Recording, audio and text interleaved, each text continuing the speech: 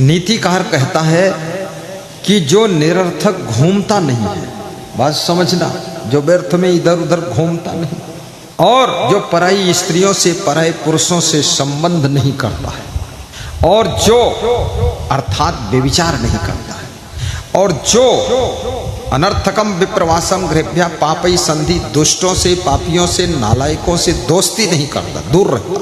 चौथी बात, जो दंभ नहीं करता, दिखावा, ढोंगी, आडंबरी, बाहर से दिखता है बड़ा का बड़ा महात्मा है, अंदर से सड़ा महात्मा है, ऐसा नहीं। नाम लिख दिया महात्मा है, हम अंदर से रात में व्यभिचार करता है, बीड़ी पीता, चुट्टा, ऐसा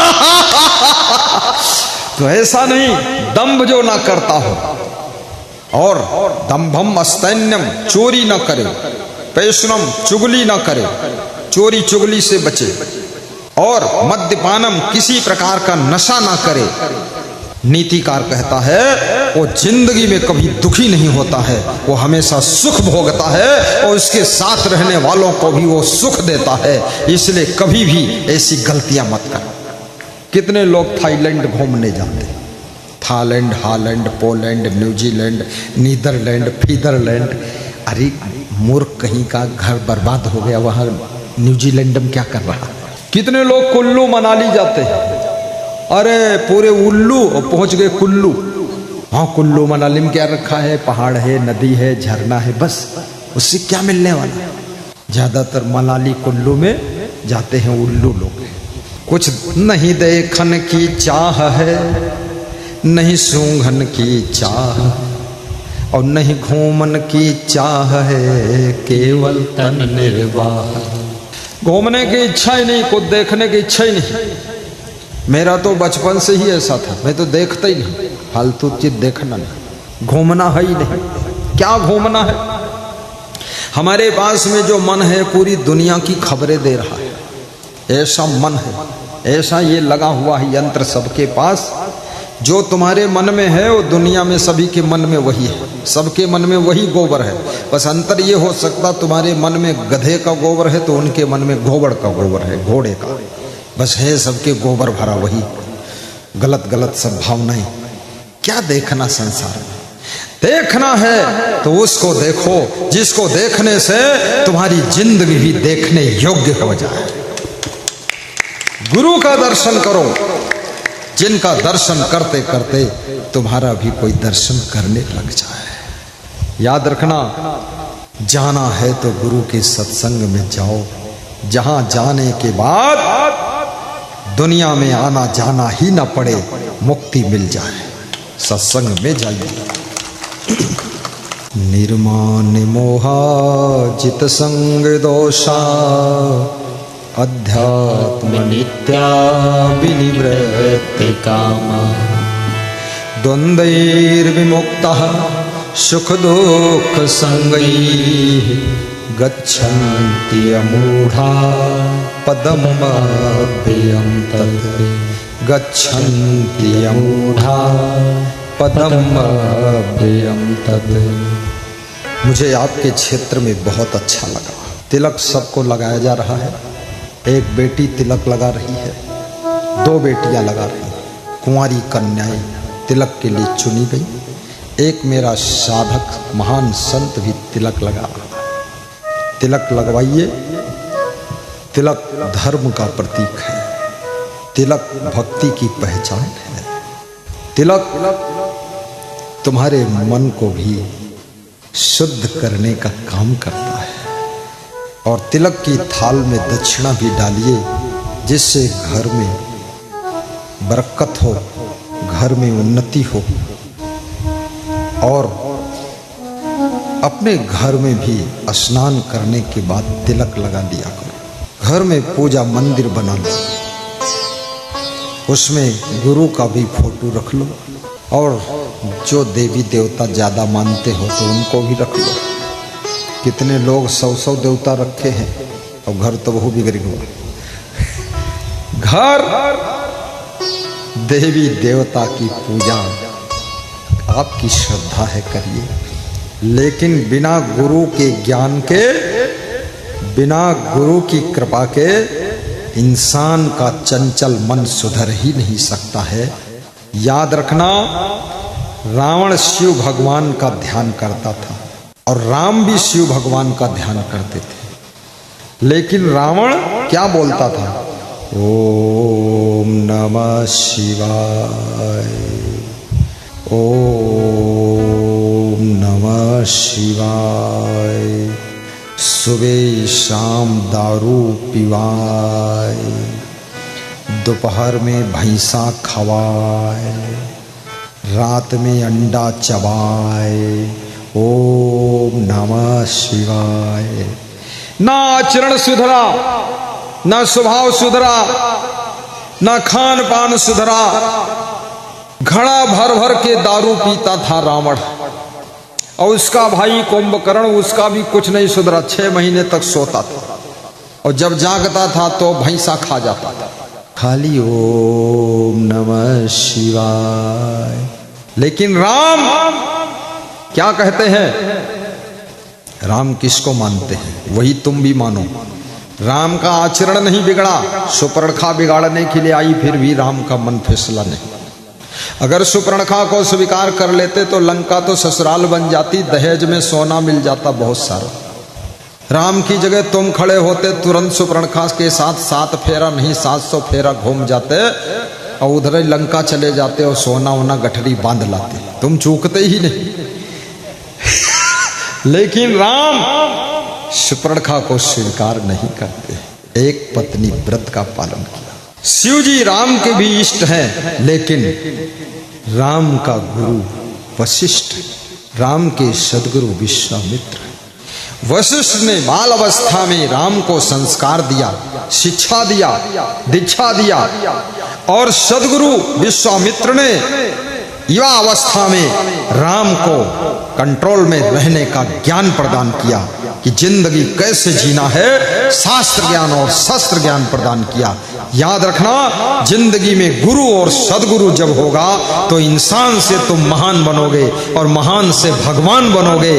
बिना गुरु के कोई कल्याण होता ही नहीं। बोलिए सदगुरु भगवान की जय। इसलिए शिव को मानो, काली देवी के मानो, किसी देवी देवता को मानो, मैं मना नहीं करता, लेकिन जरा गुरु की शरण ले लेना। राम कृष्ण से को बड़ा उन्हू तो गुरु की नहीं, 3 लोक के वे धनी, गुरु आगे आधी नहीं। 3 लोक के वे धनी, सोचो, और गुरु के आगे अधीन हो गए, चरणों में गिर गए। शराब पीकर कोई पहलवान बन नहीं सकता, जुआ खेल कर कोई धनवान बन नहीं सकता। अटल सत्य नियम है दुनिया का, बिना गुरु कृपा के कोई महान बन नहीं सकता, महान बन नहीं सकता। गुरु अच्छा ढूंढो, गलत गुरु मत करो, थोड़ा गुरु का आचरण देख भी लो। गुरु को गौर से देखो भी, परखना पड़ेगा गुरु कैसा होना चाहिए। गुरु नशा मुक्त होना चाहिए, गुरु ब्रह्मचारी होना चाहिए, गुरु वैराग्यवान होना चाहिए, गुरु सदाचारी होना चाहिए, गुरु निर्मल होना चाहिए। गुरो निर्मला शांता साधवो मितभाषिणा काम क्रोध विनिर्मुक्ता सदाचारा जितेंद्रिया। पार्वती जी ने स्कंद पुराण में शिव जी से पूछा था कि हे भगवान, गुरु कैसा होना चाहिए। शिव जी बहुत विद्वान हैं, ज्ञानी हैं, पार्वती जी विदुषी महिला है। शिव जी कहते हैं गुरु निर्मल अंतःकरण का हो, जिसका आचरण निर्मल हो, वाणी निर्मल हो, जीवन कमल हो, मन शीतल हो, ऐसा गुरु होना चाहिए। गुरु निर्मलः शांतः, और गुरु प्रसन्न चित्त हो, खुश रहता है। कितने गुरु लोग ही टेंशन में, वो तुमको क्या शांति देंगे। मनोज भाई पटेल आनंद गुजरात के कह रहे थे, मैंने प्रवचन सुना बहुत साधु का यूट्यूब चैनल में, तो मुझे लगा कई गुरु तो खुद ही टेंशन में, ऐसा प्रवचन सुना था। बोले आपका सुना तो हंसता हुआ प्रवचन, खिलखिलाता हुआ चेहरा, मैंने कहा इसी को गुरु बनाओ। गुजरात से चलकर आए, गुरु बना लिया। शिव जी कहते हैं गुरु प्रसन्न चित्त होना चाहिए, गुरु खुश रहना चाहिए। ऐसा गुरु, गुरु निर्मला शांता साधु, और गुरु वाहो जो साधु भी हो, साधु महात्मा हो, मितभाषिणा और मितभाषी हो, बकवासी ना हो, कम बोलता हो लेकिन वजन बात बोलता हो। मितभाषिणा, काम क्रोध विनिर्मुक्ता, और काम क्रोध को जो बस में किया, कामी क्रोधी ना हो, बेविचारी ना हो और क्रोधी ना हो, गंभी खा ले, सह ले, शांति बना ले। काम क्रोध विनिर्मुक्त, सदाचार जितेंद्रिय, और सदाचारी हो, दुराचारी ना हो और जितेंद्री हो, इंद्रियां जिसके बस में हो, ऐसा कोई महान पुरुष मिल जाए तो उसको फट से गुरु बना लेना चाहिए। कल मैं माने गांव गया था, दंडी लाल बघेल के और एतम लाल बघेल, पधरौनी थी उनके यहाँ। थोड़ा प्रवचन सुनाया, फिर गांव के लोग भी इकट्ठे हुए, तो जितने लोग इकट्ठे हुए थे सबने गुरु बना लिया, सबने बना लिया। कोई सोनकर बता रहा था, कोई सोनी हूँ, कोई कुछ कुछ बता रहा था, पीछे सरनेम लगाता था, अपन को तो पता नहीं सोनी सोनकर क्या होता, लेकिन सबने गुरु बना लिया। और मुझे उस गांव में अच्छा लगा। ये दंडी लाल बघेल साहब चंवर डुला रहे, इनकी इच्छा थी मैं चंवर डुलाऊं, थोड़ा गुरु की सेवा करूं, तो ये चंवर डुलाने की सेवा कर रहे। अब इनको आज्ञा दूंगा, आराम से बैठकर अब सुन जाओ, सुनो, जाकर ध्यान से सुनो, साहिब बंदगी बोलो, ताली बजा दो एक बार।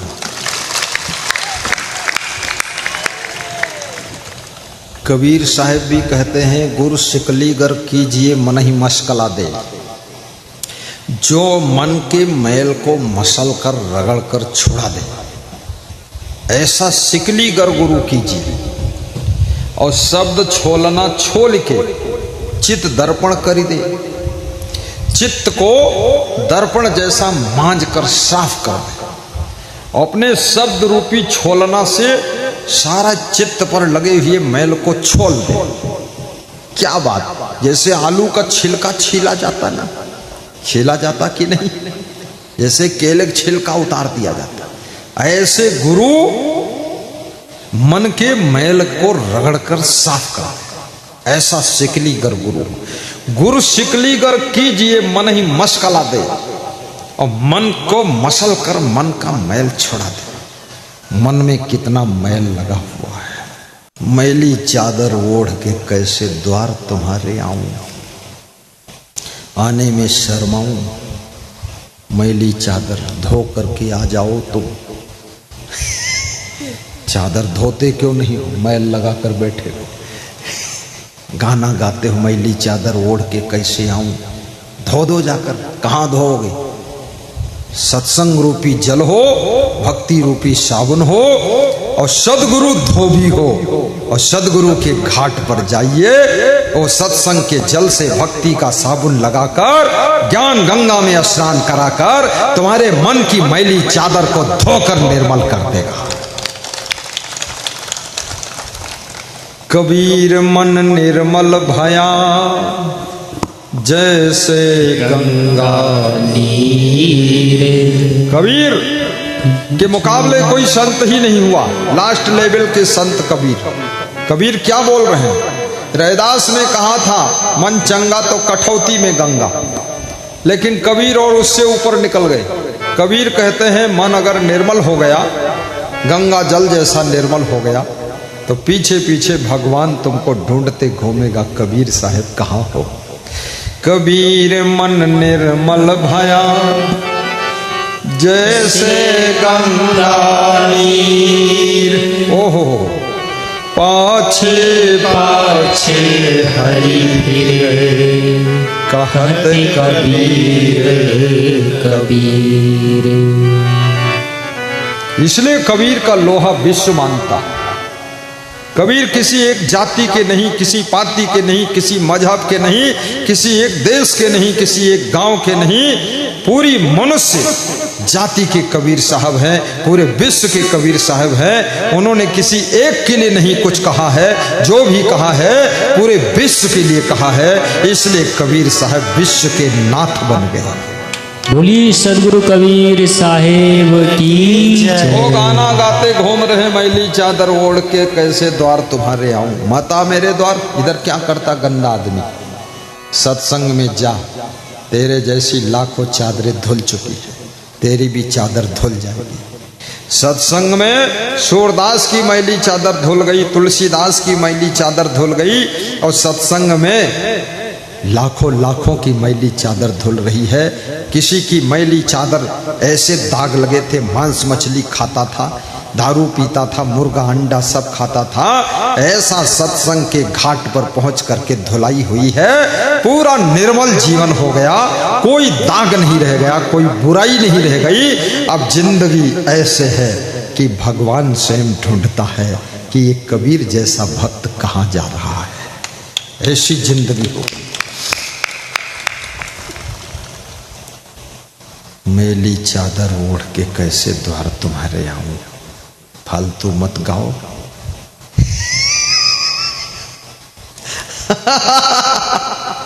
मन ही मन शर्माऊं, शर्माते भी हो, मैल धोते नहीं हो, और गाना गाते हो। कौन तेरा गाना सुनेगा। मैली चादर ओढ़ के, उजली चादर ओढ़ ले, साफ सुथरी ओढ़ ले, क्यों दाग लगाया। इतने दाग लगा दिया बुराइयों के। कबीर साहब कहते हैं, साहेब कबीर जतन से ओढ़ी, ज्यों की त्यों धर दीन ही चदरिया। ऐसे जतन पूर्वक ओढ़ो। जतन, रतन का जतन कर, देखिए वही शब्द आ गया जहां से स्टार्ट हुआ था, रतन का जतन कर। और कबीर कहते हैं, साहेब कबीर जतन से ओढ़ी, मैंने जतन पूर्वक इस शरीर रूपी चादर को, जीवन रूपी चादर को ओढ़ा है, ज्यों की त्यों धर दीनी चदरिया। इस चादर में मैंने दाग नहीं लगने दिया, जिंदगी में कोई बुराई नहीं आने दिया, ज्यों की त्यों चादर मैंने वापस लौटा दी। कबीर साहब कहते हैं, आप भी अपने मनुष्य जीवन की चादर को निर्मल ही वापस लौटाना है, गंदा करके वापस नहीं लौटाना है। मरने से पहले पहले सारे मैल के दाग धो डालिए। जिस दिन मरो, निर्मल चादर लेकर के मरना चाहिए, गंदगी लगाकर मरना नहीं। महान भक्त विमल कुमार, कितनी इनके अंदर प्रियता है। गुरुदेव को बुला करके सबके लिए सत्संग करवाया। मैं तो यहाँ श्रोताओं को देख करके बड़ा खुश हूँ। कल भी पंडाल बढ़ाया गया, आज भी बढ़ाया गया, कुर्सियाँ पीछे घसीटी गईं, रिकॉर्ड टूट गया। मैं तो आशीर्वाद देता हूँ। अब लगता है मुझे इस क्षेत्र में दोबारा आना पड़ेगा कि नहीं आना पड़ेगा, दोबारा आना पड़ेगा कि नहीं आना पड़ेगा। मानेगांव, मानेगांव, मानेगांव वाले बुला लेना, अचानकपुर वाले भी बुला लेना। और आज एक मेरे पास में भक्त आया, उसका नाम बबलू, क्या नाम, खड़े हो, बबलू दास मात्रे, आगरे। इसने मेरे से रास्ते में कहा कि कल मैंने आपको 1100 रुपया दान दिया था। अब मुझे याद था नहीं पूरा, तो मैंने सोचा वापस मांगना चाहता क्या। रास्ते में मेरी गाड़ी रोक के और मोटरसाइकिल रोक के बोला 1100 दिया था तुमको। तो मैंने कह दिया हाँ हाँ हाँ दिया था। तो बोला 1100 दिया था। तो मैंने सोचा मांगेगा, दिया हो न दिया हो पर वापस कर दूंगा, भाई क्या करे, झगड़ा कौन करेगा, क्योंकि मात्रे तो ही है। तो मैंने सोचा क्या कहना चाहता ये। तो उसने फिर बोला कल 1100 आपको दान दिया था। ऐसा आदमी जिंदगी में मुझे पहला मिला जो रास्ते मिल के पकड़ के बताया। मैं तो जो दे देता हूँ फिर बोलता नहीं कुछ, चलो ठीक। तो बोला कि 1100 दिया, 3 लाख रुपए का हमारा काम मिल गया हमको, इतना फायदा हुआ, मैं खुद आपको बुलाकर सत्संग कराऊंगा। उसने बताया दान में ये शक्ति है, दान से ये प्रभाव है। बहुत दिनों से काम नहीं मिल रहा था, इधर दान उधर काम, तुरंत मिल गया। तुरंत का दान महाकल्याण। ये सोचिए, यही बात है, जो बात थी वही बात बताया। बैठो तो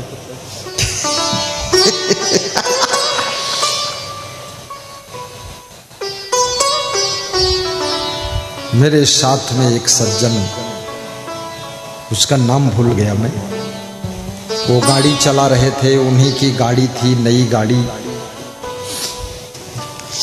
मैं उन्हीं की गाड़ी से आज सुबह सुबह एक गांव पौड़ी है वहां गया था। पौड़ी में ओम प्रकाश और उसकी पत्नी रोशनी मरकाम, यही नाम है ना? कहीं बैठे हो? ओम प्रकाश कहाँ हो? खड़े हो जाओ ओम प्रकाश। भीड़ में शर्मा जाएगा, खड़ा भी नहीं होगा। और 3 बजे जागकर व्यवस्था किया तो सो रहा होगा, पता नहीं क्या कर रहा है। उसके यहाँ गया, इतनी सेवा किया, इतनी सेवा किया। अरे उसकी सेवा से छोले बनाया और लौकी का हलवा मैंने खाया। फिर यहाँ भोजन आया तो मैंने कहा भूख ही नहीं है, आज छोले खाया हूँ इसलिए तुम्हारे दिमाग का मैल छोड़ रहा हूं। हाँ। भोजन नहीं किया, फिर बस छोले और लौकी का हलवा। रोशनी बाई मरकाम, ओम प्रकाश मरकाम, बड़ी श्रद्धा, बहुत श्रद्धा है। बड़े बड़े फोटो गुरु के लगाया है, दर्शन करते हैं। हर कमरे में फोटो, खपड़े तोड़कर कुछ नया मकान बनाया। याद रखना, घर में गुरु का चित्र लगना चाहिए, हर कमरे की दीवार पर चित्र लगना चाहिए। चित्र आपके घर के लोगों के चरित्र को बदलने की ताकत रखता है। इसलिए जितने चित्र मिल जाए वो सब चित्र खरीद लेना। गुरु की तस्वीर अगर श्रद्धा से नमस्कार कर लिया तस्वीर को तो तुम्हारी तकदीर बदल देगी। मेरे को कोई बड़ा काम आता है तो मैं क्षमादेव को हाथ जोड़ता हूँ, आंखें बंद करता हूँ कि हे क्षमादेव भगवान, ये काम हो जाना चाहिए, वो हो जाता। एक भगत कह रहा था कि तुम्हारा नाम लेकर के 3 महिलाओं को बोला हूं तुम्हें बेटा हो जाए, तीनों को बेटा हुआ है। मैंने कहा मुझे पता नहीं तू बेटा बांट रहा है। बोले समुद्र को क्या पता कौन बाल्टी भर ले जा रहा है, आपका आशीर्वाद आपके नाम से बेटा देते हैं। गुरु की शक्ति, गुरु की भक्ति, गुरु का प्रेम, गुरु की बंदगी आपकी जिंदगी को बदल डालती है। गुरुदीक्षा तुम्हारी मनो इच्छा को पूर्ण करती है। गुरुदीक्षा गलत इच्छा का समन करती है। गुरुदीक्षा तुम्हारे भीतर शुभ इच्छा को जन्म देती है, इसलिए गुरुदीक्षा भी लेना चाहिए। तो मेरी गाड़ी वो चला रहे थे एक सज्जन, मैं भूल गया नाम उसका, क्या नाम, आश्रम वाले जो है कमलेश, कमलेश, कमलेश नाम है। मेरी गाड़ी नहीं थी, गाड़ी भी उसी की थी, मैं खाली बैठा था। तो उसने बताया कि गुरुदेव, जब मैंने सुना आप आ रहे हो तो मैं हैदराबाद से 800 किलोमीटर बाप बेटा गाड़ी चला कर आया दर्शन करने के लिए, और मैं आपको आश्रम जरूर ले जाऊंगा। मैंने 2 करोड़ लगाकर आश्रम बनाया है। और वो कल से आया, मैं कल से उससे बात ही नहीं कर पाया, आज मिला तो बात किया। तो उसकी गाड़ी में बैठा तो मैंने कहा इतनी श्रद्धा, 800 किलोमीटर, तुम मिले कब थे? बोले जब पहले आप आए थे, विमल कुमार तेलासी जी ने बुलाया था, तब भेंट हुई थी, तब से प्रेम है। मैं खुद आपको बुलाना चाहता हूँ, यहाँ प्रवचन कराऊं, लेकिन आपकी प्रबंधक से टाइम मांगा तो प्रबंधक ने बताया कि टाइम मार्च में मिलेगा। तो हमारे बच्चों का एग्ज़ाम था इसलिए कैंसिल हो गया, अब फिर आगे सही टाइम दे देना। तो उसने एक बात कही कि गुरुदेव हमारे पास में खाने को भी कुछ नहीं था, इतनी गरीबी थी। लेकिन जिस दिन से मैंने परमार्थ में मन लगाया, धर्मार्थ में मन लगाया, सेवार्थ में मन लगाया, परोपकार में मन लगाया, धन लगाया, उसी दिन से मैं छोटा मोटा राजा हो गया। अब सब कुछ सुखी हूं। 3 गाड़ियां हैं मेरे पास में 50 लाख की। मकान भी बनाऊंगा टॉप का, जमीन खरीदा हूं, और आश्रम 2 करोड़ का बना दिया। और गुरुदेव धर्म भक्ति परोपकार प्रवचन से ही ये हुआ है। इसलिए मैं कहूंगा आप भी धर्म भक्ति से जुड़ो, परोपकार से जुड़ो। स्वार्थ के लिए तो पशु पक्षी भी जिंदगी जीते हैं, लेकिन जो परमार्थ के लिए भी जीवन जिए वही भाग्यशाली होता है, वही किस्मत को उदय करता है। दूसरों का भी ध्यान देना थोड़ा सा। एक छोटी सी कथा सुनाता हूं। मैंने सुना है एक महात्मा किसी राजा के दरबार में आकर के रोज भोजन ग्रहण करता था और दक्षिणा भी ले लेता था। तो राजा के मंत्री की नज़र पड़ी कि ये तो 10 साल से रोज आता है, यही खाता है और दक्षिणा भी ले जाता है। तो मंत्री लोग ज़्यादा चतुर होते हैं। मंत्री ने राजा से कहा, ये साधु से पूछो कि जिनका जन्म एक ही मुहूर्त में होता है उनका भाग्य जुदा जुदा क्यों होता है, पूछो सवाल। राजा ने पूछा तो महात्मा को कुछ मालूम नहीं था। महात्मा बोला, हमको मालूम नहीं। तो मंत्री ने कहा, ये 10 साल से भोजन भंडारा यही खा रहा है और दक्षिणा ले रहा है, मालूम कुछ भी नहीं इसको क्यों खिला रहे। ये सुन करके महात्मा घबरा गया कि क्या करूं। तो उसने कहा कि मुझे तो नहीं मालूम, लेकिन मेरे गुरु से पूछ लो, मैं कल अपने गुरु को लेकर आऊंगा। गुरु को लाओ। एक झंझट खड़ा हो गया, सवाल खड़ा हो गया फालतू। कुछ लोग ऐसे होते हैं ना, शांति से जिंदगी चल रही उसमें बीच में कुछ न कुछ झंझट खड़ा कर देते हैं। वो मंत्री उसमें झंझट खड़ा कर देते। महात्मा शांति से रोज भोजन कर लेता था, दक्षिणा पा जाता था, खुश रहता था, लफड़ा हो गया। दूसरे दिन गुरु आया, फिर राजा ने भोजन खिलाया, दक्षिणा दिया और प्रश्न पूछा कि एक ही मुहूर्त में जन्म लेने वालों का भाग्य जुदा जुदा क्यों होता है। अब वो गुरु को भी नहीं मालूम था, फिर और फंस गया मामला। कई बार ऐसा होता, चेला भी वही मॉडल, गुरु भी वही मॉडल, मालूम कुछ नहीं। हर व्यक्ति के प्रश्न का उत्तर देना ये गुरु का लक्षण नहीं है, ये ज्ञानी का लक्षण नहीं है। उल्ट पुल्ट प्रश्न है, उसका कौन उत्तर देगा, झंझट फालतू बकवास। तो गुरु ने कहा, इसका उत्तर मुझे नहीं मालूम है। गुरु भी वही बात बोला, लेकिन इसका उत्तर आपको पूरब दिशा में 50 किलोमीटर दूर पर एक पहाड़ है, उस पहाड़ पर एक आदमी साधु जैसे कपड़े पहनकर बैठा है, वो उत्तर देगा, वहां जाओ। तो राजा वहां चला गया। वहां गया तो देखा एक आदमी ऐसा बैठा है जो आग जलाकर और उसके कोयला को खा रहा है, साधु जैसा कपड़ा पहने। राजा ने पूछा कि महाराज प्रणाम, प्रश्न का उत्तर। बोले क्या प्रश्न। राजा को लगा ये तो पागल जैसा आदमी है, ये क्या उत्तर देगा। राजा ने पूछा तू कौन। बोले जिस गुरु ने तुमको भेजा है उसका मैं गुरु हूं। तो राजा ने पूछा एक ही मुहूर्त में जन्म लेने वाले बच्चों का भाग्य जुदा जुदा क्यों होता है। तो उस गुरु ने कहा इसका उत्तर हमको भी नहीं मालूम है, लेकिन और पूरब दिशा में 100 किलोमीटर दूर पर एक पहाड़ है, वहां जाइए, वहां एक और साधु जैसे कपड़े पहने बैठा है, वहां जाओ, वो मेरा गुरु है, जाओ। राजा वहां पहुंच गया, फिर वही प्रश्न पूछा, प्रणाम किया, तो वो अपने शरीर की चमड़ी का मांस नोच नोच कर खा रहा था, ऐसा था।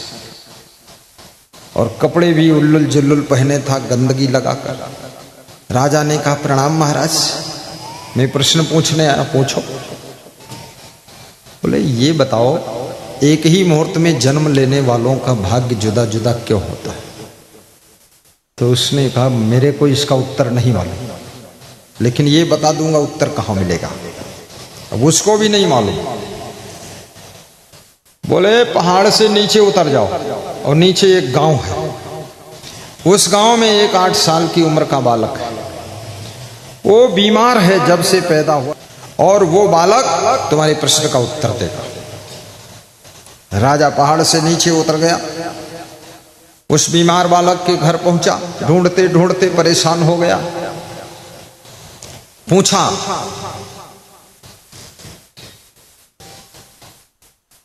कि तू बीमार है, 8 साल का है, तेरे पास मुझको एक गुरु भेजा है, तू उत्तर बता सकता प्रश्न का? वो बालक खाट पर लेटा हुआ था, बहुत सालों से पड़ा था, बीमार था, कमजोर था, उठकर बैठ गया और हंसने लगा। बोला, मैं इसीलिए जिंदा हूं कि तुम्हारे प्रश्न का उत्तर दे दूं, उसके बाद मैं मर जाऊं, इसीलिए जिंदा हूं। पूछो प्रश्न। बोले, ये प्रश्न है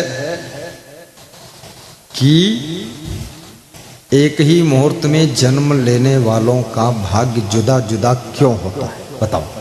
बोले, इसका उत्तर मैं चुटकी बजाते दूंगा, बैठ जाओ। देखो, 8 साल का बालक, संस्कारी बालक, लेकिन शर्त है, ये प्रश्न का उत्तर देने के बाद मैं जीऊंगा नहीं, मर जाऊंगा, इसीलिए जिंदा हूं प्रश्न का उत्तर देने के लिए। क्या उत्तर दोगे? दे दो उत्तर। तो उसने क्या कहा,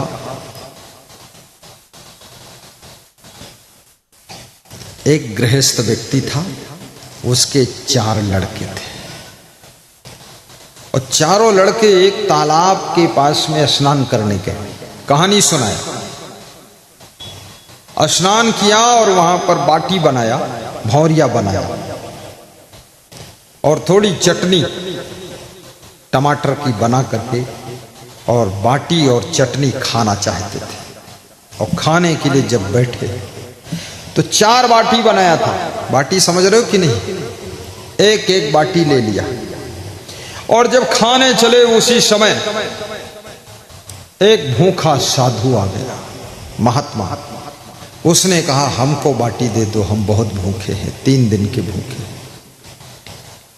तो बड़ा भाई बोला, तुझको मैं बाटी खिला दूंगा तो मैं क्या आग खाऊंगा?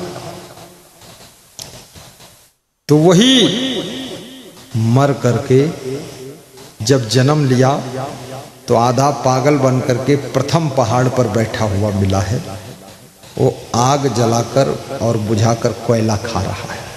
वो वही है जो बोला था, तुझको खिला दूंगा तो क्या मैं आग खाऊंगा? और दूसरे भाई से जब मांगा उस साधु ने बाटी, दूसरा भाई बोला आशीर्वाद कि तुझको मैं खिला दूंगा तो क्या मैं अपना मांस खाऊंगा? तो दूसरा भाई जन्म लेकर के दूसरे पहाड़ पर बैठा है और उसका दिमाग गर्म हो गया, फेल हो गया, तो अपना ही मांस नोच नोच कर खाता, उससे मिलकर अभी आ पाए। और तीसरे भाई से जब बाटी मांगा उस महात्मा ने, तो तीसरे ने जवाब दिया, तेरे को खिला दूंगा तो मैं क्या भूखों मरूंगा? तो वो कोई और भाई नहीं, वो मैं हूं, मेरे ऐसा रोग हो गया कि मैं कुछ खा ही नहीं सकता, मैं भूखों ही मर रहा। और चौथे भाई से मांगा, छोटे भाई से, तो उसने मुस्कुराया और आधी बाटी तोड़ करके उस संत को खाने के लिए दे दिया कि आधी तुम खा लो बाबा, आधी हम खा लेंगे। और वो कोई और नहीं है, वो राजा साहब आप ही थे, हमारे सगे भाई छोटे। आप उस आधी बाटी सेवा संत की कर दिया, आधी बाटी से आपने संत को खिला दिया आधी बाटी, जिसके प्रभाव से आप तो राजा हुए और हम लोगों की दशा ये देख ही रहे हैं। इसलिए भाग्य जुदा जुदा होता है, आदमी का भाग्य कर्म के अनुसार जुदा जुदा होता है, स्वभाव के अनुसार जुदा जुदा होता है, संस्कार के अनुसार जुदा जुदा होता है।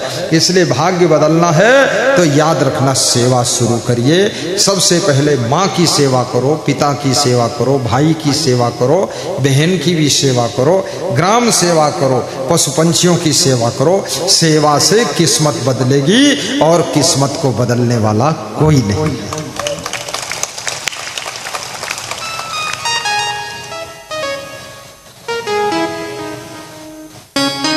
प्रेम की गंगा बहाते चलो, जीवन को निर्मल बनाते चलो। प्रेम की गंगा बहाते चलो, जीवन को निर्मल बनाते चलो। प्रेम की गंगा बहाते चलो, ज्योति से ज्योति जलाते चलो। प्रेम की गंगा बहाते चलो, ज्योति से ज्योति जलाते चलो। ज्योति से ज्योति जलाते चलो।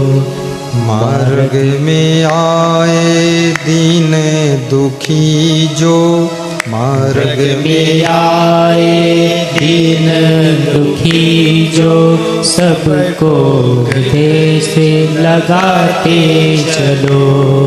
सबको हृदय से लगाते चलो। प्रेम की गंगा बहाते चलो, ज्योति से ज्योति जलाते चलो।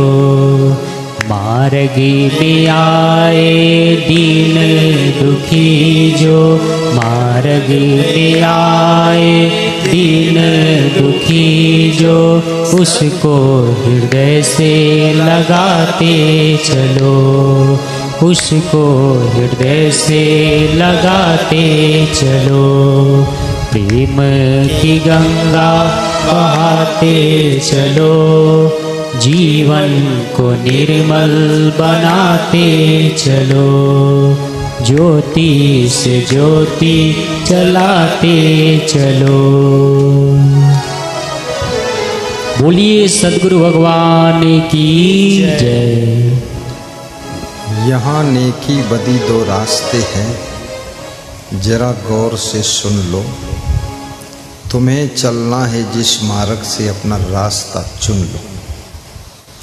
पर चलने से पहले सोच लो अंजाम क्या होगा। भलाई कर भला होगा, बुराई कर बुरा होगा। बुराई कर बुरा होगा।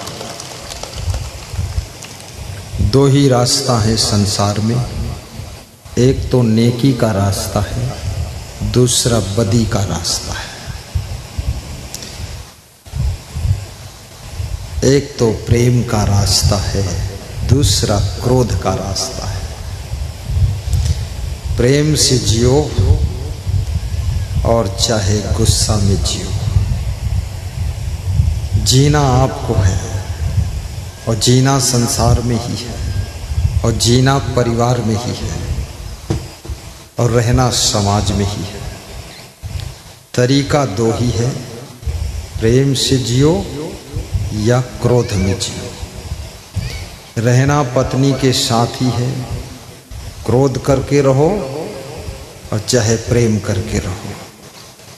रहना तो पति के साथ ही है, चाहे गुस्सा में रहो और चाहे भूसा में रहो।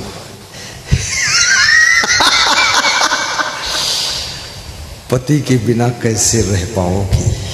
कोई साध्वी थोड़े बन पाओगी। पत्नी के बिना कैसे रह पाओगे? कोई महात्मा साधु लंगोट थोड़े बांध पाओगे। अरे लंगोट बांधना पति पत्नी बनने से भी ज्यादा कठिन है। लंगोट बांधना और लंगोट सही ढंग से बंध गया यदि, तो याद रखना फिर उससे बड़ा सुख कहीं है भी नहीं। बस लंगोट पक्का रहना चाहिए।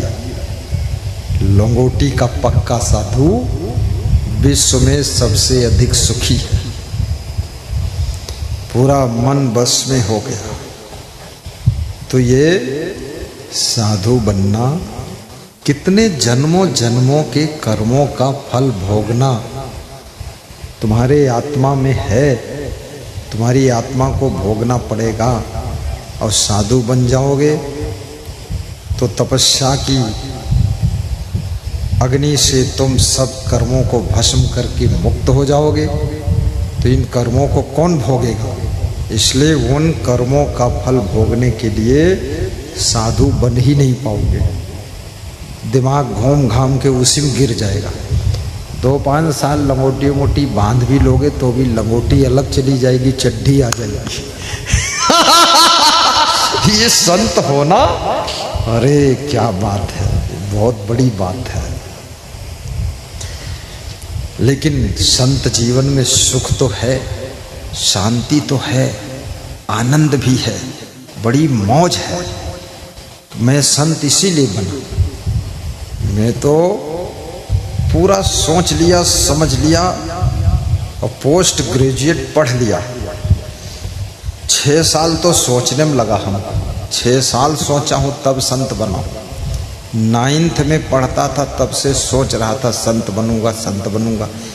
संत बनूं कि ना बनूं, बनूं तो कहाँ बनूं, कैसा संत बनूं, किस पंथ में बनूं, किस गुरु के पास बनूं, और कब से बनूं, अब से बनूं कि तब से बनूं, जब से बनूं, सब से बनूं, कैसे बनूं, कहाँ जाऊं, क्या करूं, किसके पास रहूं, ये सारे प्रश्न चलते थे। और चलते चलते फिर पोस्ट ग्रेजुएट कर लिया और पढ़ाई भी किया। तो अर्थशास्त्र से पोस्ट ग्रेजुएट किया। अर्थशास्त्र का मतलब धन शास्त्र, धर्मशास्त्र से नहीं किया। और धन शास्त्र पढ़ा हुआ व्यक्ति साधु बन गया, धर्म शास्त्र में आ गया, उल्टम पलटम हुआ। तो खूब सोच समझ कर मैं संत हुआ। घर ही में संत जैसा मैं रहता था, घर ही में संत जैसा, बस संतोष, प्रसन्न चित्त, बड़े मगन, बड़े खुश। सब घर के लोग समझ गए ये संत ही बनेंगे। पूछा तुम कैसे रहते हो? हमने कहा संत जैसे रहते हैं। बोले संत बनना? हमने कहा कोई संदेह है क्या? बनेंगे ही, पर गुरु ढूंढ रहा हूं ठीक ठाक मिल जाए। और संत बन गए। संत जीवन में सुख तो बहुत है, शांति भी बहुत है, बड़ा आनंद है। बस एक ही काम करना है, संत को लंगोटी का पक्का होना चाहिए। बस एक ही काम है। मन पूरा कंट्रोल में होना चाहिए, बस, और कुछ नहीं, झंझट ही नहीं। फिर तो क्या जरूरत है? ना पति की जरूरत, ना पत्नी की जरूरत, मोह माया है ही नहीं, न लड़का की जरूरत, न लड़के की जरूरत, न बुआ, न फुआ, न फुई, न रुई, मौसा मौसी, ठौसा ठौसी, सब झंझट खत्म। लेकिन ये इतना मोह को छोड़ना आसान नहीं है। कहना आसान है, ये मोह गला दबाता है, मोह रुलाता है। पो पो रोते हैं लोग मोह में, ओ ऐसे चिल्लाते हैं मोह। ये मोह कोई साधारण है? महाराजा दशरथ भी मोह में मर गए, भगवान राम बन गए, राजा दशरथ मर गए। बेटे का वियोग सह नहीं पाए। बेटा जिंदा था, पक्का भी था कि 14 साल बाद वापस लौटेंगे राम, फिर भी 14 साल के बजाय वो 4 घंटे में खत्म हो गए। मोह में मर गए, हार्ट अटैक हो गया, बहुत दुखी हो गए। अब राजा दशरथ को गुरु वशिष्ठ सलाह देते थे कि भाई आप राजा दशरथ हैं, भगवान राम के बिना नहीं रह सकते हो, तो आप भगवान राम के साथ में आप भी बन चाहिए। सीता जी को वनवास नहीं हुआ, वो चली गई, लक्ष्मण वन में चले गए, तुम भी चले जाओ। तो दशरथ जी ने कहा मैं बूढ़ा हूँ, चल नहीं पाऊंगा। अरे तो रथ पे बैठ लो ना, पीछे रथ ले लो, उसमें दाल चावल रख लो, थोड़ा नमकीन बिस्कुट रख लो, रास्ते में खाते रहो, आगे आगे बेटा देखते रहो, चलते रहो। मरने क्या जरूरत यार, चले जाओ। जा भी नहीं पाए क्योंकि इधर और घर का मोह था।